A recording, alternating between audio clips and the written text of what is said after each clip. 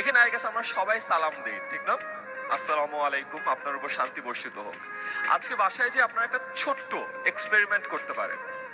আমরা সচরাচর কিছু মানুষকে কিন্তু সালাম দেই না, যেমন আমাদের সিএনজি মামা, রিক্সাওয়ালা মামা, আমাদের টঙের মামা, বাসের কন্ডাক্টর, বাসের ড্রাইভার, উবার পাঠাওয়ের ড্রাইভার বা রাইডার, আমাদের বাসায় যে মহিলাটা কাজ করে বা আমাদের বাসার দারোয়ান, এই মানুষগুলোকে কিন্তু আমরা সচরাচর সালাম দেই না।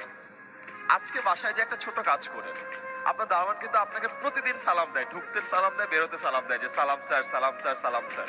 আমরা কিন্তু অনেক সময় তার সালামের উত্তর নেওয়ারও প্রয়োজন বোধ করি না, তাই না?